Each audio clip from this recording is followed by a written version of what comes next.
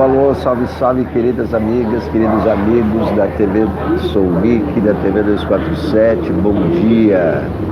Sejam bem-vindos ao primeiro programa de hoje. Estou falando ao vivo de São Paulo, nessa quinta-feira, 19 de dezembro, 9 horas da manhã, dia nublado em São Paulo. E o pior, tem uma obra aqui na Porta Real, com britadeira e tudo. Agora a britadeira parou um pouco, mas até alguns segundos estava aqui a britadeira quebrando o silêncio, perturbando todo mundo aqui nas redondezas.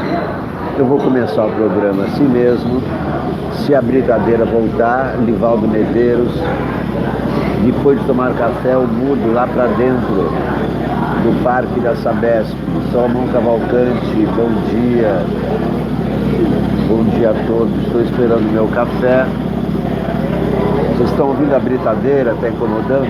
Dá para parar a britadeira lá fora? Fala com os caras lá. Aniveras, bom dia. Peru, 2 jovens funcionários, como é que é? Morrem eletrocutados em McDonald's, no Peru. Que horror, hein? Eletrocutados no McDonald's. Está muito alto, né? Eu vou tomar um café primeiro, agora, se esse barulho não diminuir. Marco Schneider, Busmaster.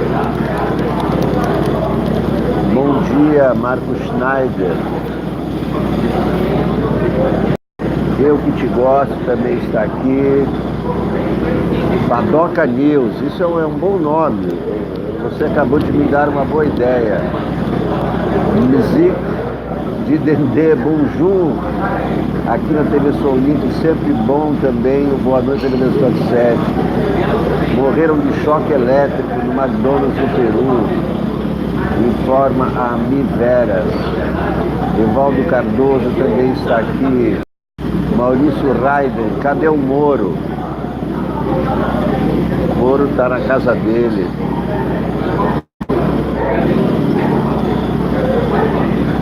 Barulho insuportável. É um horror, né? Você vem fazer o programa na Padre Real e encontra uma obra da prefeitura bem na porta, furando a calçada. Vocês estão ouvindo barulho ou tá bom para vocês?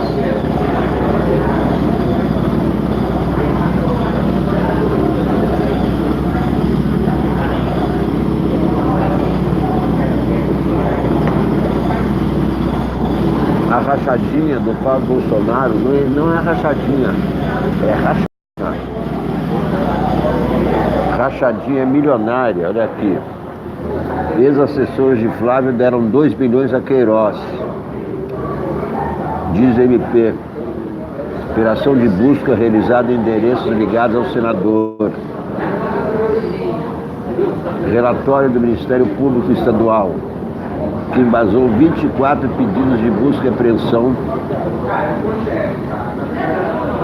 identifica 13 ex-assessores do senador Flávio Bolsonaro na Alerj como responsáveis por 483 depósitos ou transferências para o ex-PM Fabrício Queiroz, num total de 2 milhões de reais. O relatório reforça a suspeita de prática de rachadinha e lavagem de dinheiro. A defesa de Flávio protestou contra a truculência desnecessária da operação policial. Eles estão reclamando da truculência. Ele foi recebido pelo presidente no Palácio da Alvorada no fim do dia. Muito bem. O rei da rachadinha, Flávio e Queiroz, os reis da rachadinha.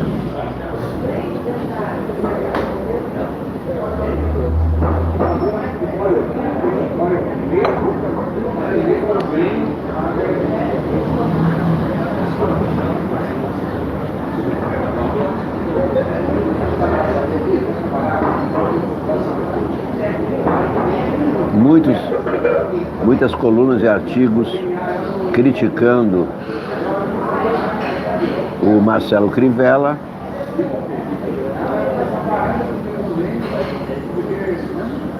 Crise financeira da prefeitura já desacelera obras. Aqui tem mais uma facada prometida pelo Guedes. Guedes estuda imposto sobre transação bancária digital. Imposto sobre transações financeiras digitais para compensar descontos dados a empregadores sobre contribuições da folha de salários.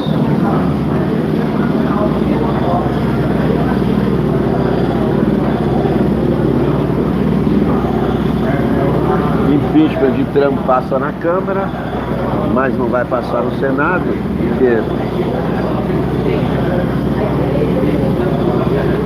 os republicanos têm maioria no Senado. E pelo que eu vi ontem na Câmara, todo mundo que era republicano votava contra o impeachment. Todo mundo que era democrata votava a favor do impeachment. Mas com muita calma, sem ninguém xingar ninguém, sem berro, sem soco, nada. Todo mundo sentadinho, falando normalmente e tal. E sem um deputado agredir ao outro, né? O que quase não acontece aqui.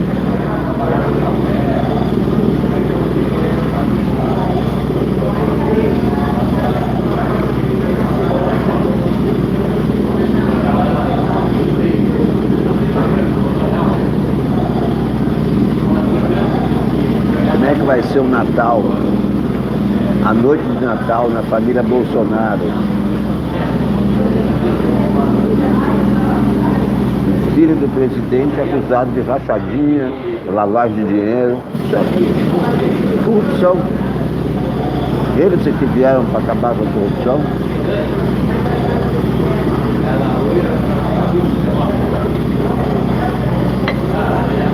Ou vieram para esconder a corrupção deles.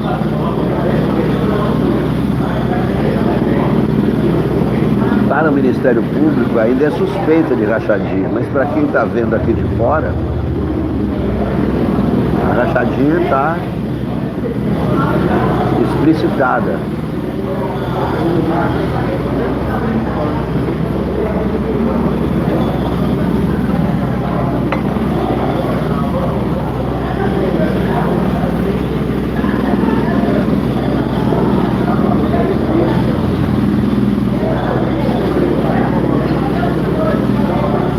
A manchete da Folha é diferente.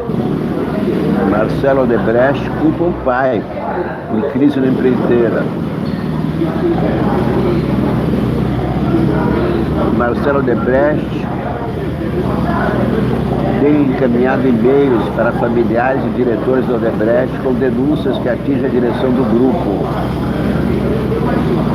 Relata Bruna Narciso, repórter da Folha. As mensagens trazem discussões e queixas que o empresário vem fazendo internamente após deixar a prisão, em dezembro de 2017. Entre os alvos das críticas estão seu pai, Emílio Odebrecht, e seu cunhado Maurício Ferro, que já atuou como diretor jurídico e é casado com sua irmã, Mônica Odebrecht. Rui Lemos Sampaio, executivo que assumiu na segunda-feira o posto de diretor-presidente da holding, também é citado. Segundo as mensagens às quais a Folha teve acesso, Marcelo construiu uma tese sobre os motivos para a atual situação da empreiteira. Sem afirmar diretamente, o empresário põe na conta de Emílio erros que teriam levado à recuperação judicial, com dívidas que totalizam 98 bilhões. Isso é uma dívida impagável, até para o Odebrecht. O Odebrecht vai falir, não há dúvida. Não é, essa dívida é impagável, 98 bilhões, isso é impagável. Muitos dos e-mails detalham minuta de 64 páginas que Marcelo redigiu e enviou a dirigentes da empresa. Em um deles, ele manifesta a intenção de compartilhar o documento com os procuradores da Lava Jato.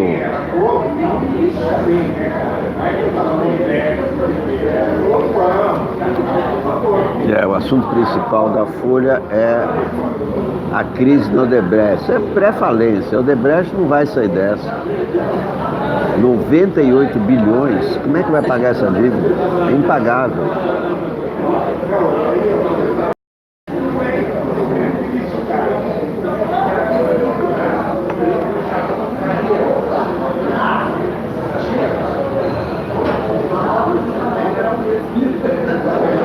Contardo Caligares escreve: se Cristo fosse gay, o cristianismo seria alegre. Agora, o que importa saber hoje, depois de 2000 anos, se ele era ou não era gay? Muda alguma coisa? Claro que tudo isso é uma piada, né? Mas o que muda se o cara era gay, não era gay? Faz 2000 anos já.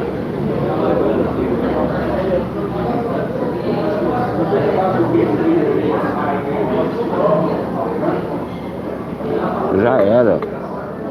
Se era gay, problema dele. Se não era, problema dele também.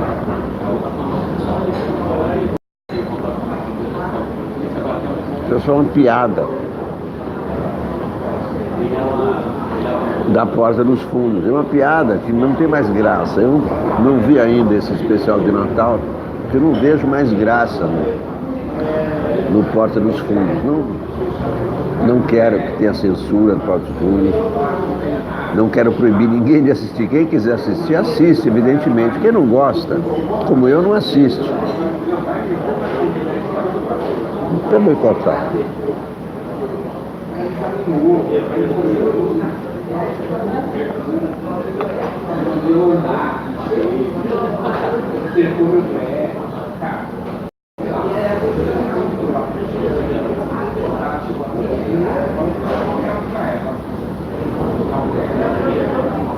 Então é o seguinte,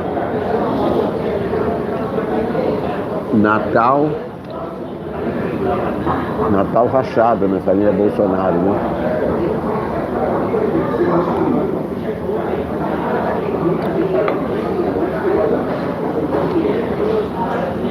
Anos terríveis para os Bolsonaro, né? Flávio termina o ano como o rei da rachadinha. O Eduardo perdeu a vaga de embaixador dos Estados Unidos. E o Carluxo está calado. Carluxo está sob censura do próprio pai. Então, esse ano termina muito mal para os Bolsonaro, né? Olha o Eduardo de boné, será que ele é? Será que ele é? Olha o Eduardo de boné, será que ele é? Será que ele é? Será que ele é fã do Trump? Será que é doente do pé? Ele só fala em AI-5. O que ele quer esconder? Corta o mandato dele. Corta o mandato dele. Corta o mandato dele. Corta o mandato dele.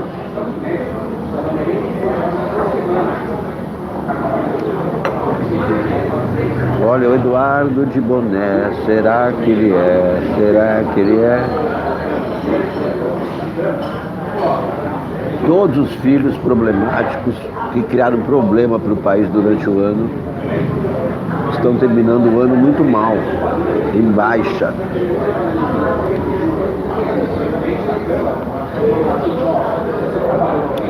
O pai nem se diga, porque ele estragou o país nesses 11 meses, não está no gibi, mas está nos jornais, está aqui o Globo. O grande assunto de hoje é a rachadinha, os reis da rachadinha. Vamos lá, ainda bem que a britadeira parou. Vamos aproveitar o silêncio da britadeira para a leitura do Globo. Crise de Crivella se alastra por toda a cidade.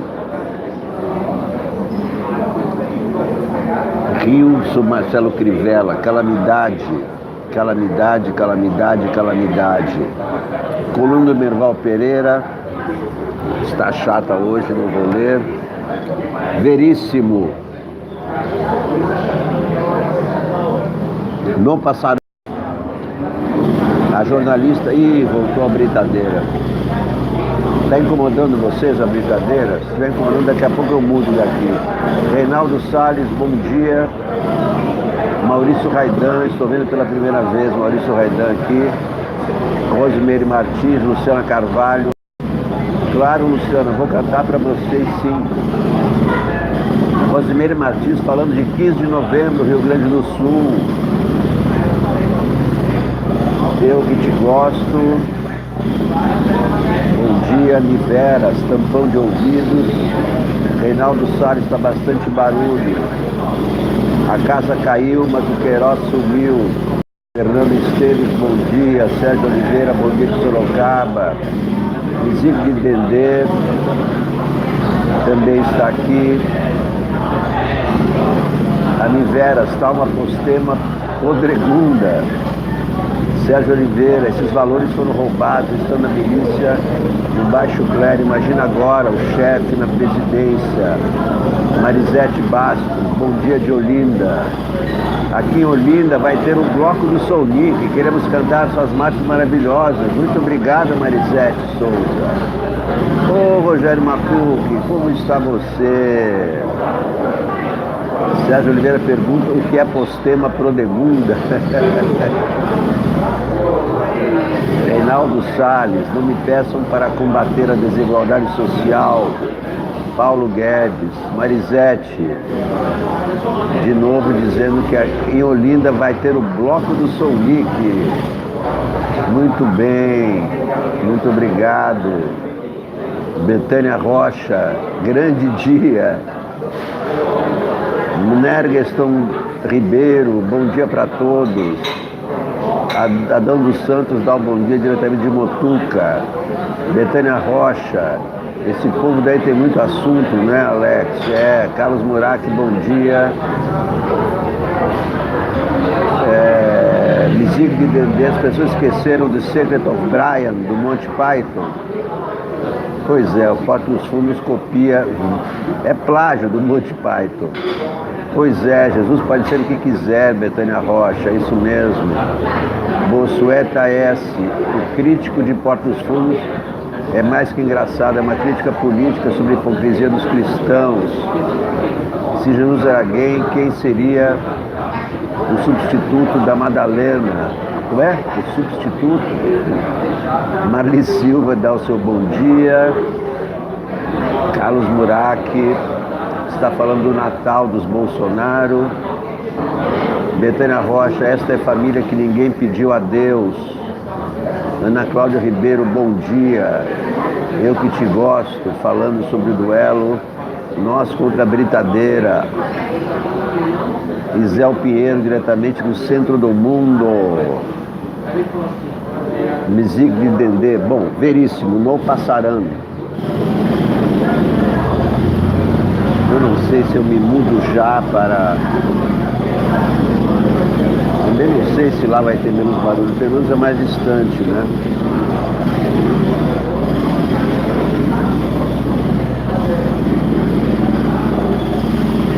Eu acho que aqui não tem condição, né? Bom, é o seguinte, antes que eu perca aqui os telespectadores, vou me mudar já para o Parque da Sabesp, que aqui está, não vou desligar, tá? Eu vou carregar a câmera junto comigo, vou pagar a minha conta e aí vou lá para o Parque da Sabesp, porque esse barulho está insuportável para mim e para vocês. Enquanto isso, vou cantar para vocês a minha marchinha, Pirralha. Carnaval não vou usar mortalha, a minha fantasia vai ser de pirralha. No carnaval não vou usar mortalha, a minha fantasia vai ser de pirralha. Depois eu pago, tá? Eu vou lá e volto e pago. A minha fantasia vai ser de pirralha. Olha aqui, vou mostrar para vocês os responsáveis pelo barulho. As obras aqui em frente à Padaria Real. Reportagem da TV Soulic. Aqui diretamente da obra. Olha aqui, essa é a brincadeira responsável pelo barulho. Seguir rapidamente para o Parque da Sabesp. No carnaval não vou usar mortalha, a minha fantasia vai ser de pirralha. No carnaval não vou usar mortalha, a minha fantasia vai de pirralha. Vou me cobrir com folhas de palmeira e cavalgar cobra sem peçonha com água da cachoeira. Vou apagar os incêndios da Amazônia. Não fujo de cara feia, nem esquento com canalha, e me esbaldo na areia se me chama de pirralha. Pirralha, pirralha, sou pirralha e sou feliz. Canalha, canalha, canalha, quem me diz? Bom, esse aqui é meu estúdio. Olha aqui, esse é meu estúdio, no Parque da Sabesp. Ah, agora sim, que coisa boa é o silêncio, né? Essa brincadeira tem direito a 10 minutos de descanso por hora? Não sei. Olha aqui, melhorou muito, né? Então vamos lá, eu estava lendo a coluna do grande Fernando Veríssimo, no Passarán. A jornalista Eliane Brum, conhecida batalhadora pelas boas causas, chamou atenção para uma matéria publicada recentemente no jornal inglês Guardian, assinada por Jonathan Watts, editor de assuntos ambientais. A matéria é sobre os crimes em curso na Amazônia, o desmatamento, parará, parará, parará. Não vou ler não, estou achando chato isso aqui. O golpe de Trump, escreve Ascânio Seleme, não tem a menor pretensão de querer substituir Dorit Harazim ou Demetrio Magnoli, dois dos melhores comentaristas da política internacional do globo, mas tampouco resisto a dar meu pitaco no processo de impeachment de Donald Trump. Também é um assunto que não interessa muito. Já sabemos o que vai acontecer. O impeachment passou na Câmara, mas não vai passar no Senado. Então vamos para a rachadinha. Os reis da rachadinha. Parece título de filme de chanchada, né? Anquito e Grande Otelo, os reis da rachadinha. Mas na verdade, ladrões, né? E corruptos. Isso é corrupção. Rachadinha é um nome bonito para a corrupção. Rachadinha em detalhes. Ex-assessores de Flávio Bolsonaro depositaram 2 milhões para Queiroz. E para quem que o Queiroz deu esse dinheiro? Interrogação. Só pode ter sido para o Flávio Bolsonaro, né? E aqui tem, olha aqui, manchete isso é a página interna do Globo.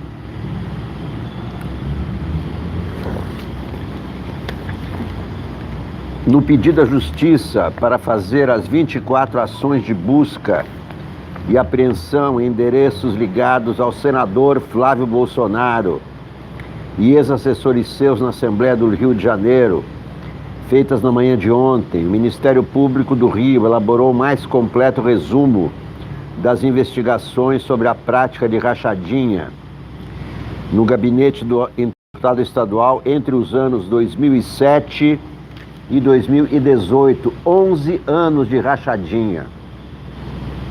11 anos de rachadinha impune até agora.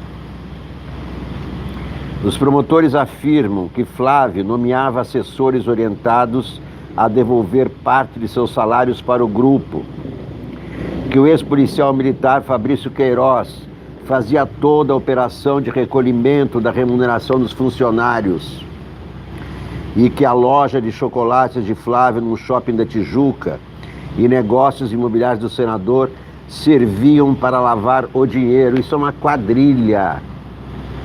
Isto é a quadrilha do Flávio Bolsonaro. Isso é formada pelos parentes do seu pai. Isso é a quadrilha dos Bolsonaro. Essa é a família do presidente da República. Quem criou a rachadinha na família foi o Bolsonaro pai. Todos os parentes são do Bolsonaro pai. O Queiroz é amigo do Bolsonaro pai. Entre as provas apresentadas, os promotores identificaram 483 depósitos de pelo menos 13 ex-assessores na conta bancária de Queiroz, por transferência, cheque ou dinheiro espécie, num total de 2 milhões. A rachadinha milionária não é rachadinha, é rachadona. Isto é uma rachadona. Outro grupo de ex-assessores que sacavam quase que integralmente o salário recebido. Então, havia 413 depósitos. Outro grupo de assessores que sacavam quase que integralmente o salário recebido e conversas em aplicativos de mensagem obtidas de uma ex-assessora. Também aparecem como indícios que completam o esquema depósitos em dinheiro na conta da loja de chocolates de Flávio e a grande desproporção de lucros obtidos entre o senador e seu sócio na loja, embora o contrato previsse 50% de cotas para cada um. Após a operação, Flávio foi ao Palácio da Alvorada à tarde para se reunir com o pai. A República da Rachadinha. Itamar foi República do Pão de Queijo. Essa é a República da Rachadinha. A República da Rachadinha. Que vergonha, que horror. Presidente da República envolvido em rachadinha do filho. Milionária, corrupção, roubo, cadeia. Para roubo, a punição é cadeia. Ao deferir os pedidos, bom, o encontro entre Bolsonaro pai e Bolsonaro filho foi fora da agenda oficial. Flávio cruzou o portão da Alvorada com o carro oficial do Senado por volta das 17h30. Alvorada é a residência, o Palácio da Residência, não é o gabinete. O deputado Eduardo Bolsonaro e o advogado de Flávio, Frederico Vassef, também foram à Alvorada.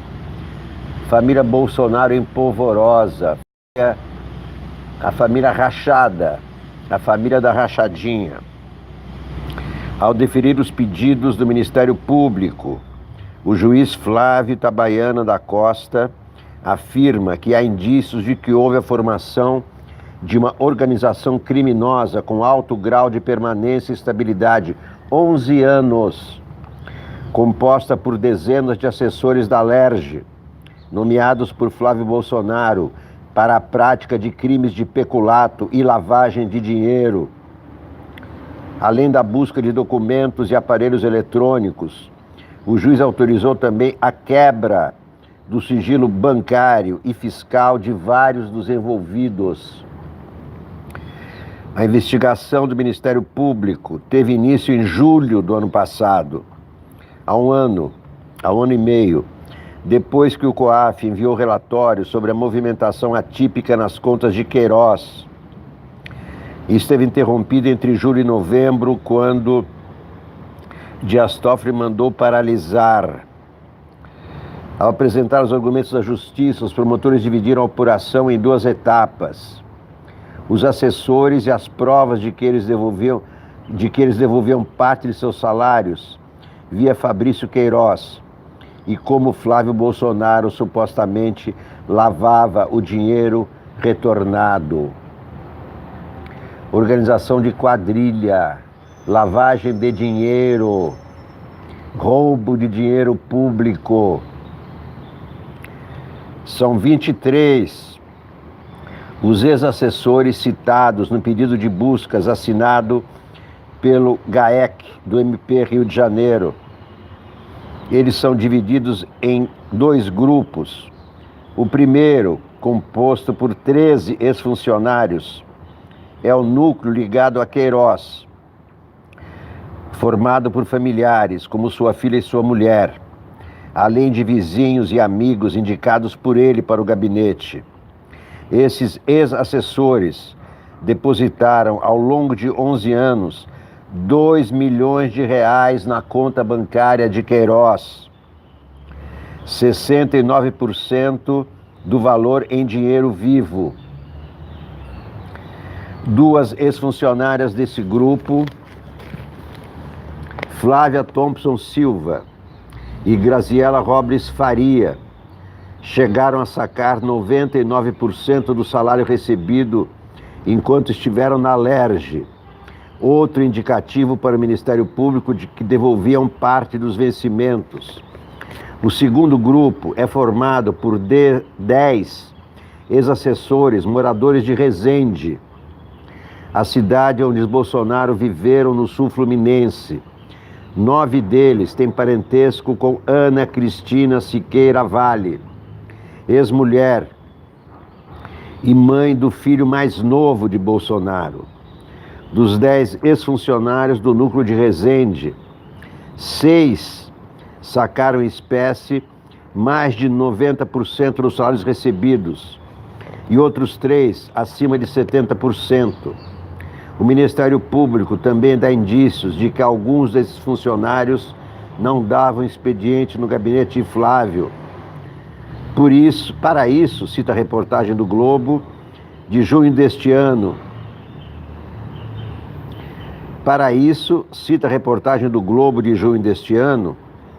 Que mostra que um desses funcionários, Francisco Siqueira Diniz, cursava a faculdade em tempo integral em Barra Mansa e jamais teve crachá da Alerj. A segunda parte do pedido de medidas cautelares ao juiz se dedica a mostrar como seria feita a lavagem do dinheiro devolvido pelos funcionários. Os promotores afirmam que Flávio usou 2 artifícios: a contabilidade de sua empresa Bolsotini Chocolates e Café Limitada e negócios imobiliários.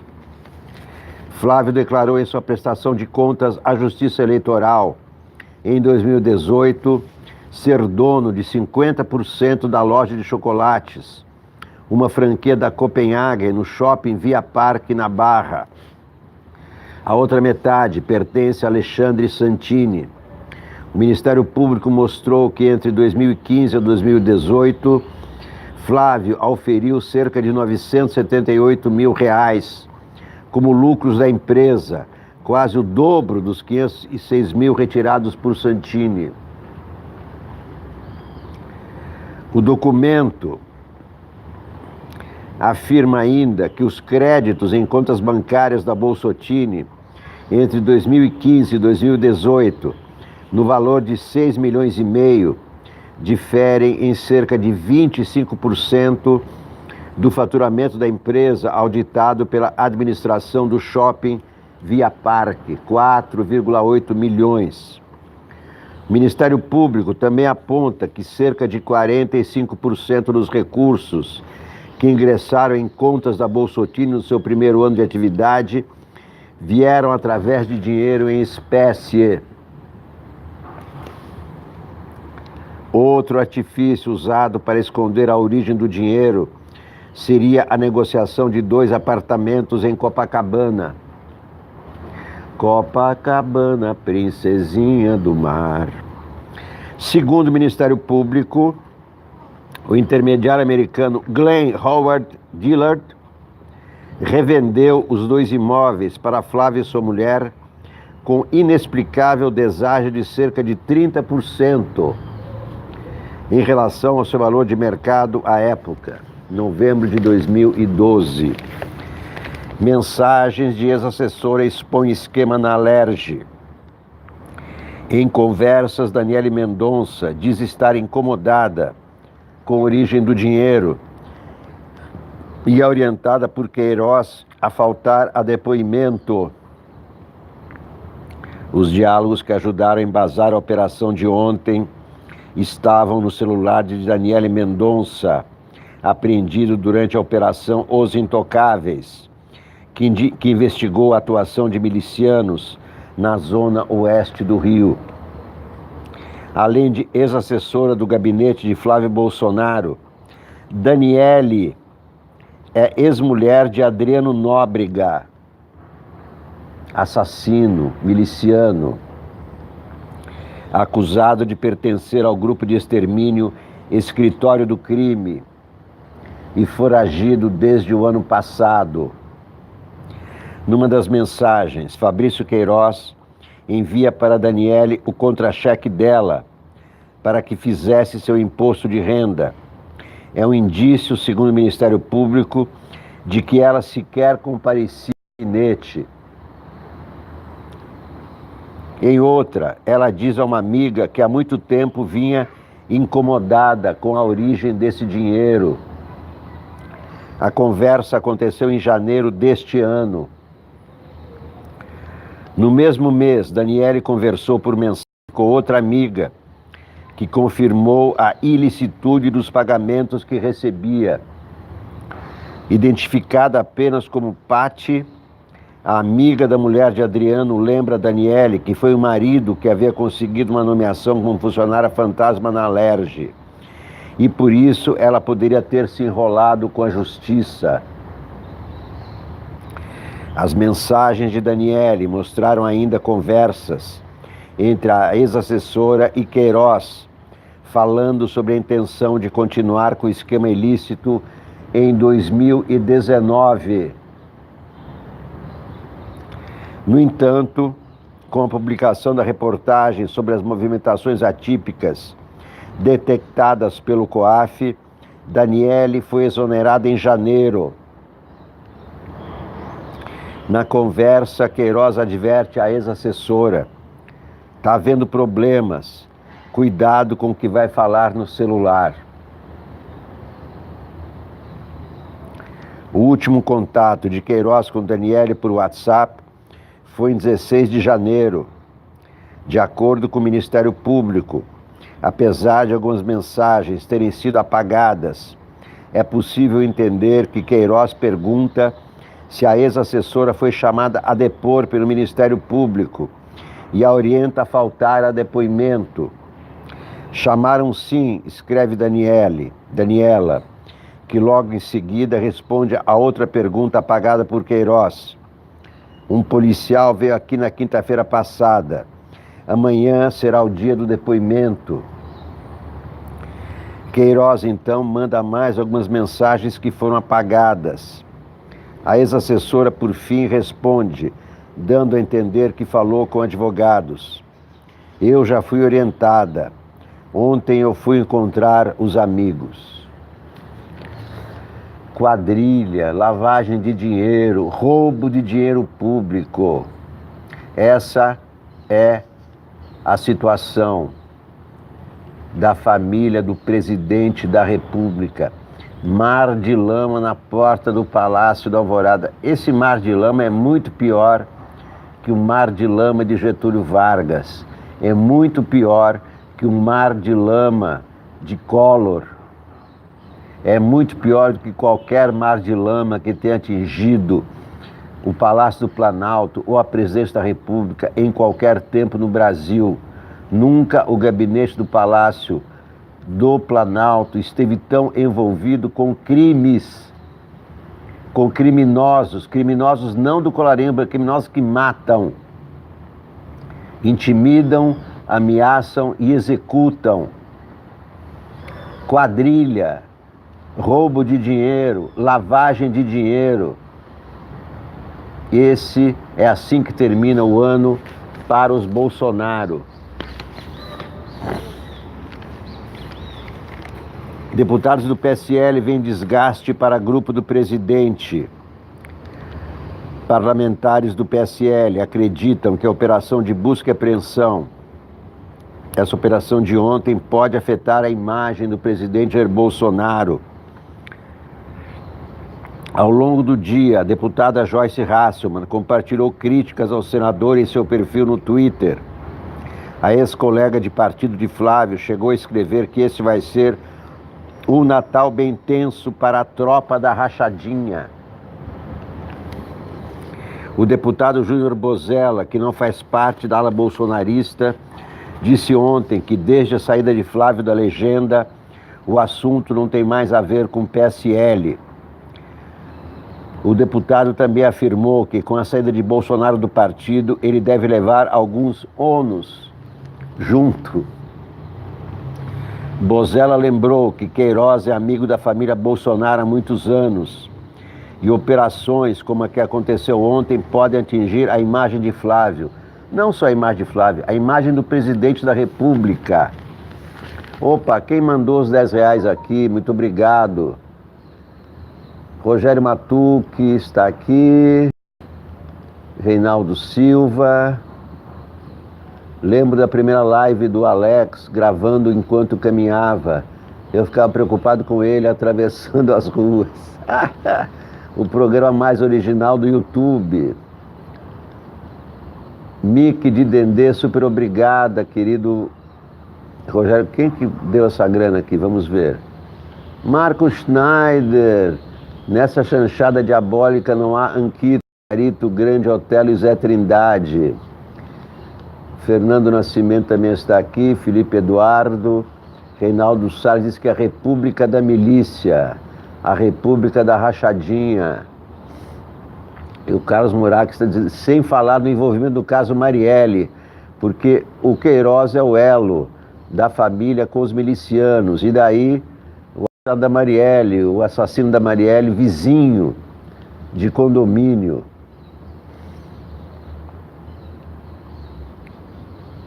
Tantã. Ah, está aqui André Freitas. Muito obrigado, André Freitas. Sou Nick, você tem o valor do apartamento em Guarujá que eles tentaram ligar ao nome do Lula? Pois com esses 2 milhões de rachadinha, com certeza, compraria uma bela mansão em Guarujá. Bom, nem tanto. Não dá para comprar uma mansão, tá certo? Esse apartamento aí, o triplex atribuído, né? Ao Lula é coisa de 1,5 milhão, né? Quer dizer, não dá para comprar por 2 milhões uma mansão no Guarujá. Mas é uma rachadinha milionária, isso é roubo. Roubar 2 milhões é crime. O Guiô Rosa também contribuiu com 7,90. Muito obrigado, Guiô Rosa. Muito obrigado pela generosidade. Podem fazer como os 2 amigos, depositar uma graninha aqui para mim. Pode também participar do projeto Catarse, contribuições mensais a partir de R$10. Podem também comprar A Última Batalha de Napoleão, minha peça de teatro. E em breve o e-book das paródias do Soulnick para cantarmos no carnaval, todos juntos, no bloco do Soulnick em todo o Brasil. Em cada cidade brasileira, um bloco do Soulnick.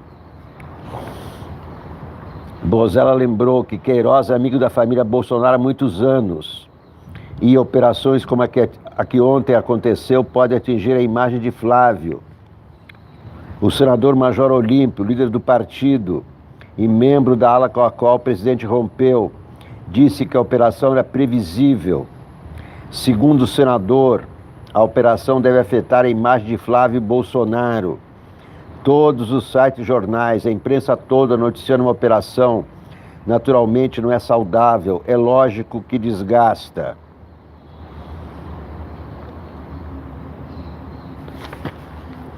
Bernardo Melo Franco, um dia infeliz para a agenda positiva. O fenômeno é conhecido em Brasília. Quando o governo vai mal nas pesquisas, os governantes concluem que o problema está na comunicação. Ontem, o Planalto lançou outra campanha publicitária para exaltar a gestão de Jair Bolsonaro. Vai torrar mais 40 milhões de reais para falar bem de si mesmo. A ofensiva foi apresentada com pompa, em solenidade num salão nobre do Palácio. Vamos ecoar o que há de bom no governo. O que há de bom no governo? O que eles vão ecoar, hein? Anunciou o secretário Fábio Weingarten. Que horror, que absurdo. Ele apresentou 49 filmetes de propaganda. Disse que a campanha, batizada de Agenda Positiva, vai resgatar o orgulho e o sentimento de pertencimento do brasileiro. Pertencer o quê? Uma quadrilha da rachadinha? Pertencer ao quê? A República da Milícia? A República das Rachadinhas?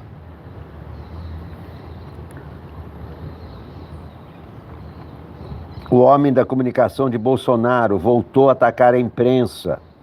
Alegou que o chefe seria vítima de uma insana e abominável perseguição, movida por veículos sem limites e sem escrúpulos. Como mentem. Vivemos, presidente, numa guerra aberta contra seu governo, seus ministros, o senhor e a sua família. Weingarten apresentou um vídeo que constrangeria os marqueteiros oficiais da Coreia do Norte. Na peça, o presidente abraça populares, visita uma criancinha doente e sorri ao lado de Donald Trump. O vídeo termina com uma foto da família Bolsonaro, seguida pela logomarca do governo federal. É uma afronta explícita ao princípio da impessoalidade, que veta a exaltação de políticos com dinheiro público. Corrupção. Apesar do esforço, o secretário não conseguiu vencer o campeonato de bajulação.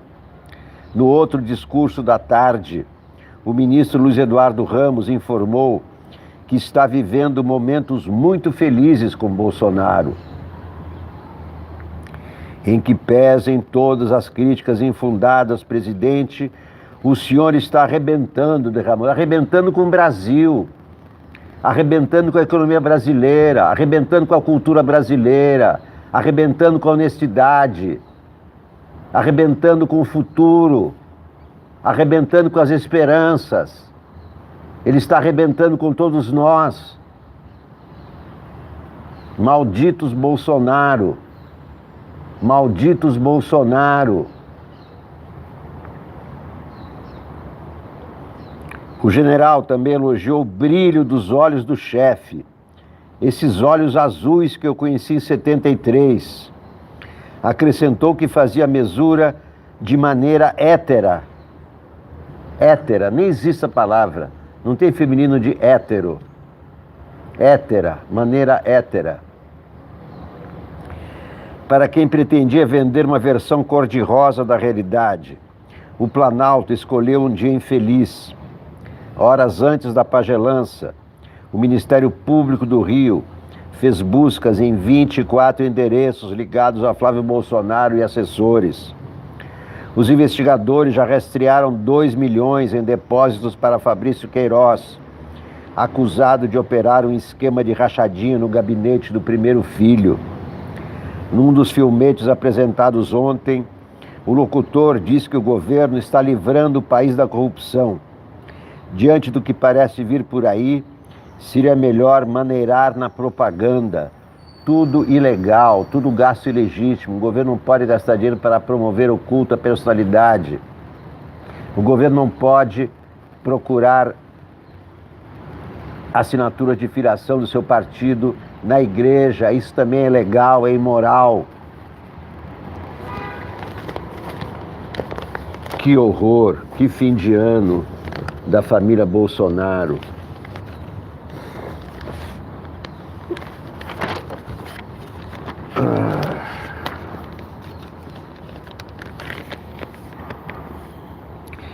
Caso Queiroz dá à oposição discurso que ela ainda não soube formular, escreve Miguel Cabaleiro. De volta às ruas ontem, 2 semanas após o STF liberar as investigações, o caso Queiroz lança novamente a sombra da corrupção sobre a família Bolsonaro. Eleito dias antes de as primeiras notícias sobre o ex-PM surgirem, o presidente ganhou o pleito encarnando a insatisfação popular contra os malfeitos do sistema político. Mas chega ao fim do primeiro ano de mandato com a imagem danificada nessa área. No início do mês, o Datafolha mostrou que 50% dos brasileiros consideram a gestão Bolsonaro ruim ou péssima no combate à corrupção. Bem menos gente reprova o governo como um todo, 36% na mesma pesquisa. Na semana passada, o ministro da Justiça, Sérgio Moro, tentou atribuir esse número à decisão do STF de revogar a prisão após condenação em segunda instância. É provável que boa parte dos brasileiros confunda atos do governo com os de outros poderes. E a libertação de condenados certamente não reforça a ideia de combate à impunidade.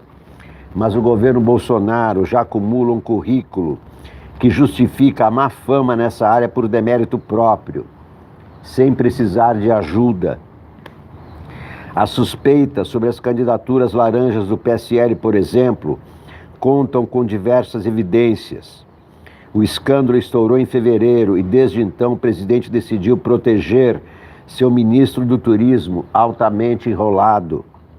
O caso Queiroz tem um agravante específico. Trata-se de uma suspeita de corrupção não apenas no governo, mas na família do presidente. Flávio, filho mais velho, é o possível orquestrador da rachadinha em seu antigo gabinete. Carlos também tem contratações suspeitas no seu, e até mesmo cheques destinados à primeira-dama Michele, dos quais o próprio presidente apressou-se em dizer ser o real destinatário, já foram identificados saindo da conta do ex-PM Fabrício Queiroz. Isso quer dizer o seguinte: o próprio Bolsonaro lavou dinheiro para a quadrilha. Se esses 25 mil eram para ele, isso era dinheiro ilícito, roubado dos assessores. Portanto, dinheiro sujo, lavado por Bolsonaro. Bolsonaro está envolvido nesse escândalo até o pescoço. É inevitável imaginar que uma operação de busca e apreensão, feita há mais de um ano após o surgimento do caso, tenha dificuldade de arrecadar provas irrefutáveis.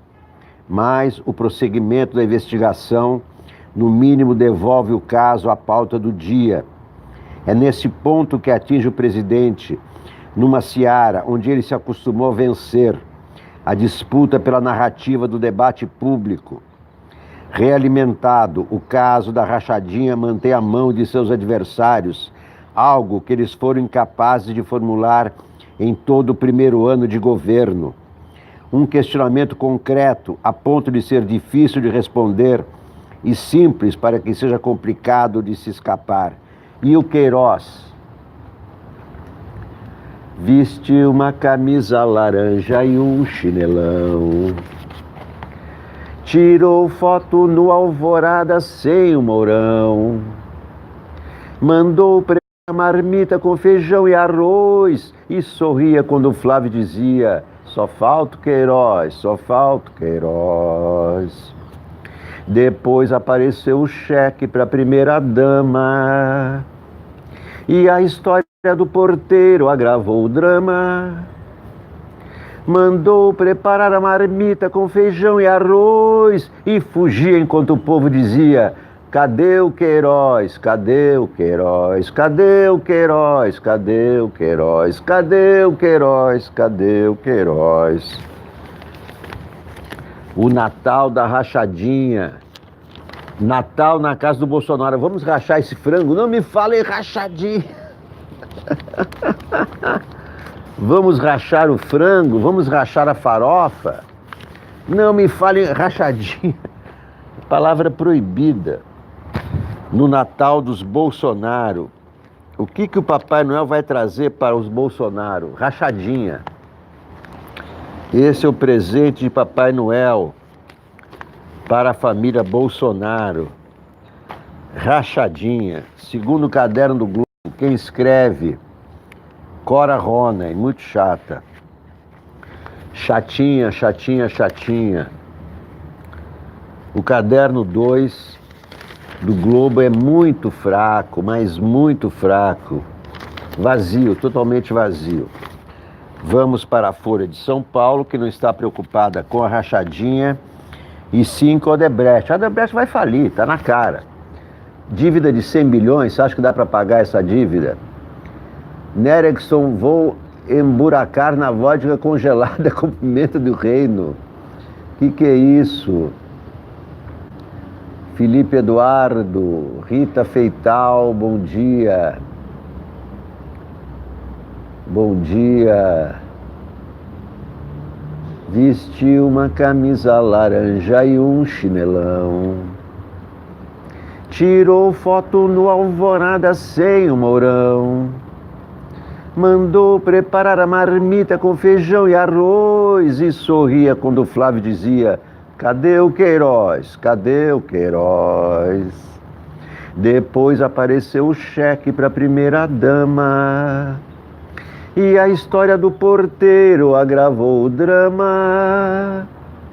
Mandou preparar a marmita com feijão e arroz e sorria quando o Flávio dizia: cadê o Queiroz? Cadê o Queiroz? Cadê o Queiroz? Cadê o Queiroz? Olha, tem muitas mensagens falando do Sérgio Moro, ministro da Justiça, mas o Sérgio Moro tem muito a ver com essa investigação, porque a investigação é estadual, é do Ministério Público do Rio de Janeiro. Ainda bem que o Sérgio Moro não está metendo a mão nisso, porque se ele meter a mão nisso, ele vai engavetar simplesmente. Ainda bem que não está com a Polícia Federal, porque a Polícia Federal foi sequestrada pelo governo Bolsonaro. A Polícia Federal está protegendo a família Bolsonaro, portanto, acho bom o caso das rachadinhas ficar no âmbito do Ministério Público do Rio de Janeiro e não do Sérgio Moro. Cadê o Queiroz? Cadê o Queiroz? Cadê o Queiroz? Era aqui a charge do Laerte. A charge do Laerte. Depois apareceu o cheque para a primeira dama. E uma nova rachadinha agravou o drama. Mandou preparar a marmita com feijão e arroz e fugia enquanto o povo dizia: cadê o Queiroz? Cadê o Queiroz? Cadê o Queiroz? Cadê o Queiroz? O cometa chegou, escreve Bruno Bogacian. Estão ouvindo a britadeira, mas está bem longe, né? Ainda bem que fugimos da britadeira, não é? Poucos conhecem a essência do clã Bolsonaro como Fabrício Queiroz. Amigo do presidente há 35 anos, o ex-policial desabafou quando viu que as investigações sobre os gabinetes da família avançavam. Em julho, numa gravação, ele dizia que o Ministério Público tinha uma pica do tamanho de um cometa contra o grupo, pois o cometa chegou.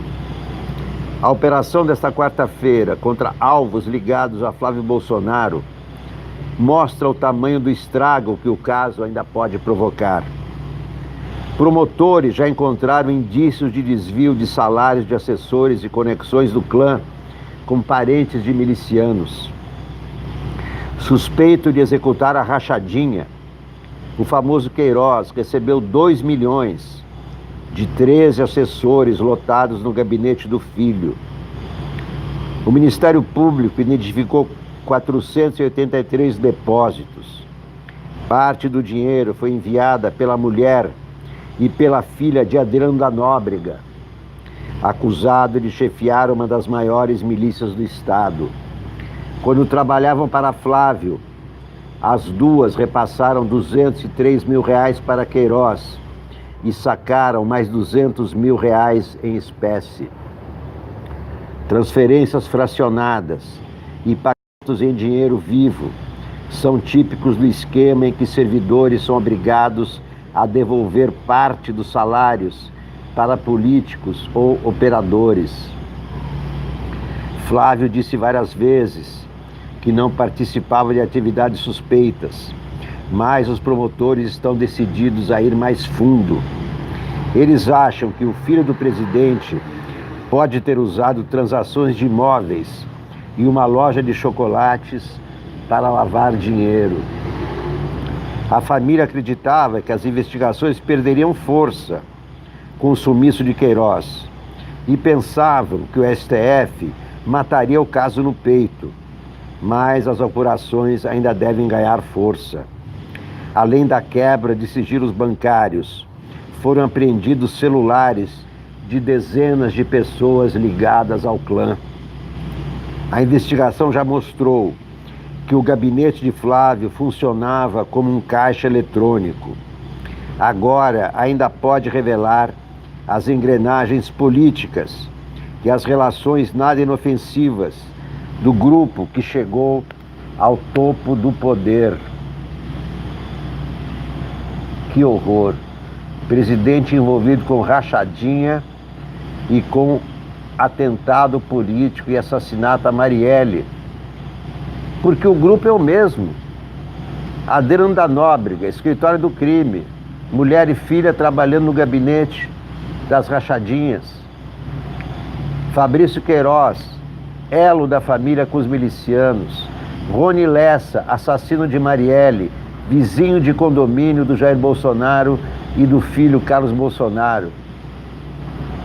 O que mais é necessário para mostrar os elos da família Bolsonaro com milicianos, com o assassinato de Marielle e com as rachadinhas?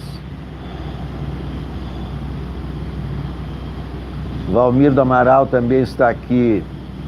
Carlos Murac, o que eles estão na rua? Arrumando o asfalto, arrumando o asfalto. Exatamente, arrumando o asfalto.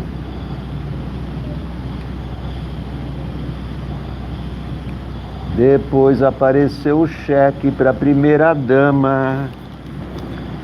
E a história do porteiro agravou o drama. Mandou para a marmita com feijão e arroz e fugia enquanto o povo dizia: cadê o Queiroz? Cadê o Queiroz?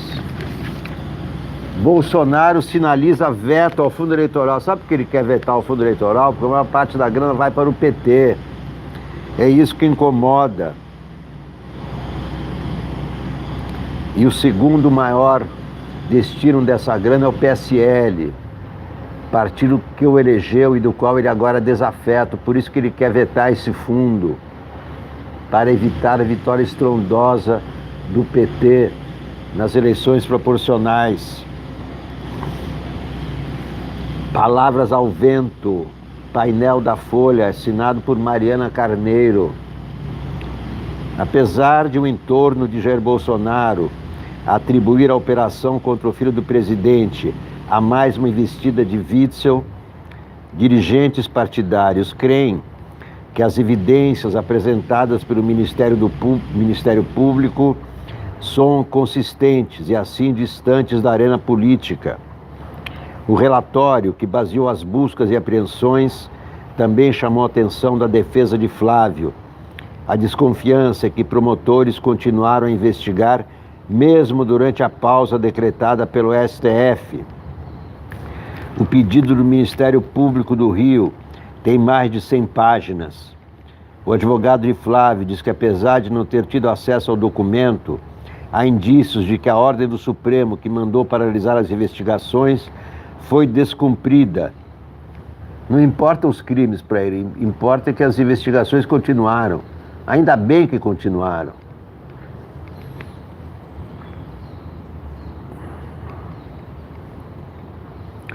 Você não produz em pouco tempo a quantidade de elementos que há ali, há sinais de que eles continuaram investigando.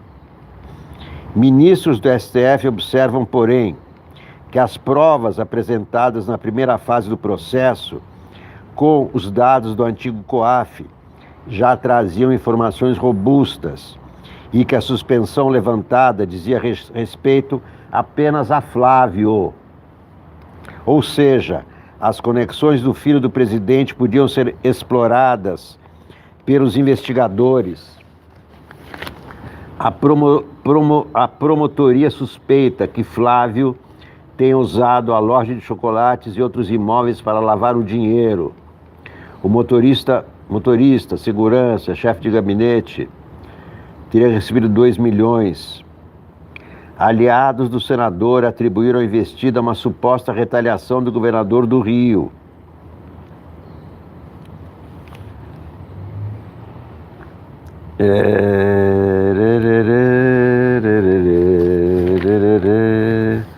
O Natal da rachadinha. Na casa dos Bolsonaro vai ser o Natal da rachadinha. Eles vão ter que rachar com o Papai Noel. Os presentes são todos rachados com Papai Noel. Carlos Murac pergunta se eu já assisti a live do Bozo. Não consigo. Eu já vi alguns trechos. Mas ele mente muito, não estou afim de ouvir mentiras. Roberto Mardônio.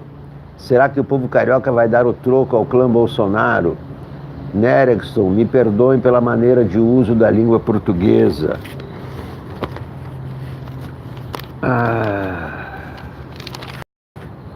Promotoria suspeita que Flávio lavou rachadinha em imóveis.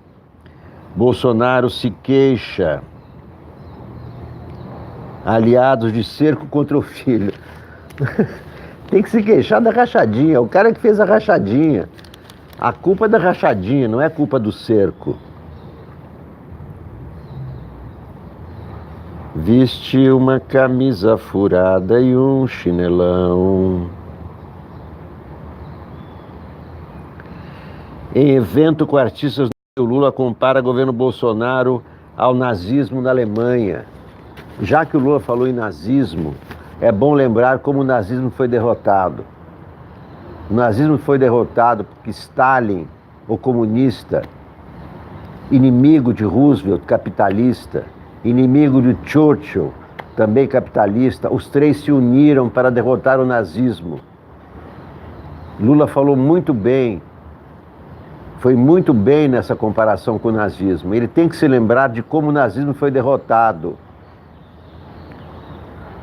Inimigos do nazismo, mesmo sendo também desafetos entre si, uniram seus esforços e assim derrotaram Hitler.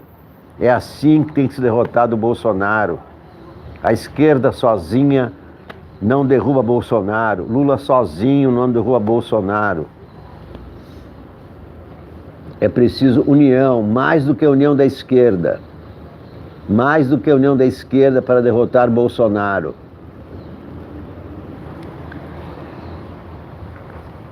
Vamos ver a Folha Ilustrada. E olhem que horror essa notícia da Bahia. Com aval de gestão do PT, Bahia chega a 83 escolas militarizadas. Eu não acredito que o governador Rui Costa, do PT, concorde com escolas militarizadas. Não parece que concorda. Projeto antecede o de Bolsonaro. No modelo baiano, policiais da reserva cuidam da disciplina, não pedagogia. Bom, então tem uma diferença, não é essa coisa horrorosa do governo Bolsonaro. Sob um sol de 34 graus, os estudantes perfilam-se na quadra da escola Ivete Oliveira. ao sinal do policial militar que comanda os alunos tal qual uma tropa. Isso é um horror. Aluno não pode ser comandado como soldado, como tropa. Horror. A escola é uma das 83 unidades de ensino fundamental da Bahia que adotaram o modelo militarizado em uma parceria das prefeituras com a Polícia Militar da Bahia, sob o governador Rui Costa. A iniciativa é anterior ao projeto de escolas cívico-militares. O modelo adotado na Bahia, que tem pontos semelhantes à proposta do governo federal, começou a ser adotado em 2018, de forma experimental em 4 escolas. Ganhou escala durante o ano letivo de 2019, chegando a 18% dos municípios baianos. A parceria prevê a contratação de policiais da reserva ou reformados, com salário entre 2.000 e 3.000, para cuidar da parte disciplinar da escola. Quem tem que cuidar da parte disciplinar da escola são civis, não são militares. Sou totalmente contrário a essa iniciativa do governador do PT da Bahia. Ele pode ser do PT, pode ser seja o que for, eu não concordo. Não tem que ter militar na escola, nem para manter a disciplina. Escola é para civil. Militar é dentro do quartel. Rui Costa está errado nesse ponto. Eu critico, sou contra as escolas militarizadas na Bahia, embora não sigam o modelo que Bolsonaro quer impor, com militares, inclusive, na pedagogia. Mas mesmo no setor da disciplina, não pode haver militares e policiais dentro de escola. Escola é para civis, militar é no quartel. Vamos à Folha Ilustrada. Vamos à Folha Ilustrada. A sexualidade de Jesus. Se Cristo fosse homossexual, o cristianismo de hoje seria alegre e hedonista, escreve Contardo Caligares. Léo Steinberg foi um grande crítico, historiador de arte americano. Em 1983, ele publicou um livro que fez barulho, The Sexuality of Christ in Renaissance Art and in Modern Oblivion. A sexualidade de Cristo na arte da Renascença e no esquecimento moderno. Steinberg mostrava que havia na arte renascentista uma certa ostentação, se não uma hipertrofia, dos genitais, tanto de Jesus bebê quanto de Jesus adulto, no seu suplício. Ele explicava que esse acento sobre os genitais de Cristo tinha uma motivação teológica, no quadro do debate que discutia na época a encarnação. Mostrar o sexo de Jesus era, segundo Steinberg, um jeito de afirmar que ele fora, do nascimento até o fim, tão homem quanto qualquer homem, se não mais. Pensei, aliás, no livro de Steinberg, alguns anos atrás, quando, no pavilhão italiano da Bienal de Arte de Veneza, esbarrei nos genitais imponentes de um crucifixo, quer dizer, os genitais de Cristo representados como grandes, né? É provável que no debate renascentista o sexo avantajado de Cristo também servisse para dizer que se ele não se permitiu paixões carnais, isso foi fruto de grande esforço, pois seu desejo e seu órgão eram descomunais. Não com certeza tão descomunais quanto os de Georg Rasputin. Nota para evitar mal-entendidos. Nada de tudo isso nos informa quanto a Jesus e sua sexualidade. O que falamos sobre uma divindade em geral só nos informa sobre nós mesmos. E o livro de Steinberg nos diz que a Renascença gostava do ideal de um Cristo que saberia reprimir desejos fortes. Durante anos, estudioso de filosofia medieval, fui um leitor da Patrologia, publicada por J.P. Migne no século XIX. São mais de 400 volumes, reproduzindo os escritos latinos e gregos dos padres da Igreja a partir de Tertuliano. Quem estuda os padres da Igreja, desde Paulo de Tarso, que viveu logo depois da morte de Cristo, até o ano 1000, constata que os cristãos se apropriaram do ideal greco-romano de autocontrole, de domínio de cada um sobre suas paixões, mas o reduziram a um ideal de controle do desejo sexual. Esse empobrecimento foi a obra de um grupo de neuróticos graves, do próprio Paulo de Tarso a Tertuliano, Agostinho, Clemente de Alexandria, sem contar Orígenes, que se castrou.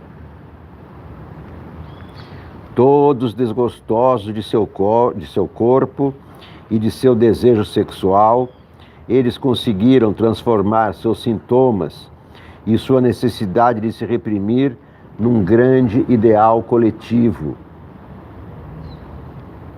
Um corolário disso foi o surgimento em nossa cultura de um extraordinário ódio pelas mulheres, sempre tentadoras e, portanto, responsáveis pelos desmandos do desejo masculino. Eu, aliás, não deveria queixar da vitória cultural dos padres neuróticos, pois eles prepararam o terreno da psicanálise freudiana. Graças a eles, o sexo se tornou o âmago escondido de cada indivíduo. Voltemos a Cristo. Ele só se reprimiu, como mandaram seus seguidores mais ilustres, ou amou carnalmente? E a quem? Maria Madalena ou João, o apóstolo? Não há hipótese plausível sobre a sexualidade de Jesus. Só levanto a questão por causa do especial de Natal do canal Porta dos Fundos, a primeira tentação de Cristo. E, claro, por causa das reações indignadas que o episódio provocou. Sobre o filmado, me alinho com o texto de Reinaldo José Lopes na Folha desta terça. Assisti e não consegui rir. Contar do Caligares. Eu também não consigo mais ver graça no Porta dos Fundos. Não assisti esse aí, porque não vejo a menor graça nesses caras mais. Nem por isso sou favorável à censura, sou contra a censura de Porta dos Fundos, sou contra qualquer censura, mas não vejo a menor graça. E o Contar do Caligares também não vê a menor graça. Eu até vou assistir para constatar que não tem graça, mas ainda não assisti porque nada me atrai para assistir o Porta dos Fundos. Não acho a menor graça nesse Gregório do Vivier, nesse Tabet, nesse Fábio Porchat. Esse é um chato. O Fábio Porchat é o Fábio Porchato. Para mim, o nome certo do Fábio Porchat é Fábio Porchato. Esse é o maior chato do Brasil, não para de falar e só fala besteira. Bom, assistir não consegui rir, mas sejamos indulgentes, porque é Natal e porque a comédia é a arte mais difícil de todas. Eles não souberam nem plagiar o Monty Python. Resta que quero, muito ruim isso, responder uma pergunta. Por que tanta indignação com Jesus gay? Se no especial de Natal do ano passado, o Porta dos Fundos trazia um Jesus beberrão e mau caráter, e ninguém se dignou. É homofobia? Sim e não. Para os cristãos que acreditam nos padres neuróticos dos primeiros séculos, a homossexualidade é o protótipo de um prazer sexual sem desculpas, uma vergonha absoluta. Eles transam sem a menor chance de se reproduzir, ou seja, sem justificativa alguma, Nada de gay, então. Agora, por isso mesmo, eu realmente gostaria que Jesus fosse homossexual. Ou seja, que fosse um exemplo da liberdade de quem se permite gozar pelo prazer, sem desculpas. Talvez um Jesus gay bastasse para desmentir os carrancudos, que em nome dele promoveram a repressão sexual como ideal. Se Cristo fosse homossexual, o tal grupinho de padres neuróticos talvez perdesse a batalha nos primeiros séculos. Com isso, o cristianismo de hoje seria alegre e hedonista, como muitos cristãos tentaram ser no primeiro milênio. Eles foram massacrados. Bom Natal. Contardo Caligares. Grande Contardo Caligares. Porta dos Fundos não tem mais a menor graça. Para mim. Para mim e para o Contardo também. O Contardo contou toda a história, mas disse que também não acha a menor graça, não conseguiu rir.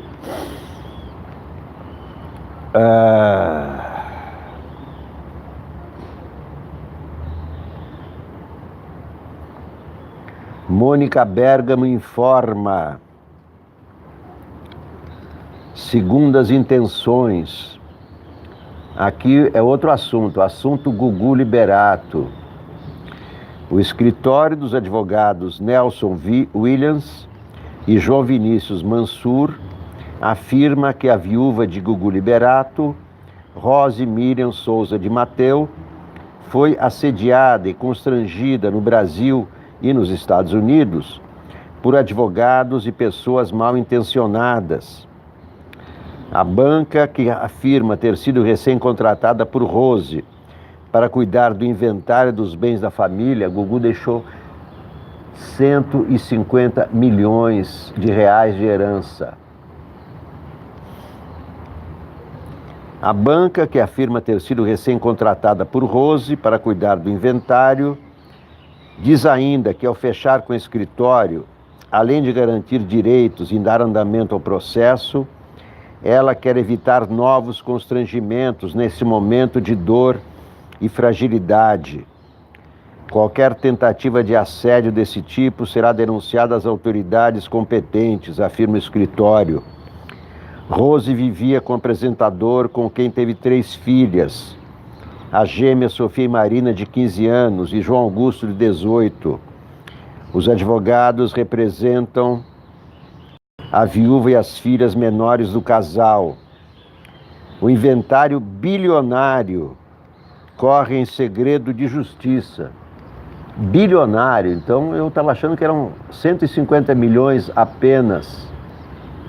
Mas diz aqui que é bilionário. Bilionário quer dizer mais de 1 bilhão.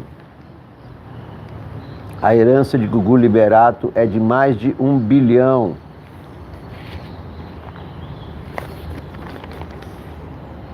Que mais aqui? A banda punk feminista da Rússia, Pussy Riot, famosa por seu ativismo político e por cantar muito mal, será uma das atrações do Festival Verão Sem Censura, organizado pela Prefeitura de São Paulo. Muito bem. Meus queridos amigos, minhas queridas amigas, muito obrigado por assistirem ao primeiro programa de hoje. Está começando a chover em São Paulo, dia nublado, 21 graus, mais ou menos, na capital paulista. Por favor, peço que se inscrevam, os que ainda não se inscreverem no canal. Peço que compartilhem o vídeo para o vídeo ser divulgado pelo YouTube. Peço também que sempre preste atenção à seguinte frase: nem todo louco é ditador, mas todo ditador é um louco. Muito obrigado a todos. Até a próxima, logo mais à tarde. Se não chover, como é que é? Se não chover, eu volto pra te ver, ô mulher. Até amanhã, se Deus quiser. Se não chover, eu volto pra te ver, ó mulher. Tan, tan, tan, tan, outra qualquer. Tararararararararara. Pam, pam, pam. Até amanhã, se Deus quiser. Se não chover, eu volto pra te ver, ó mulher. Tchau, até amanhã não, até hoje à tarde para mais uma transmissão da TV Sounic. Muito obrigado a todos e a todos, a todas e a todos. Tchau.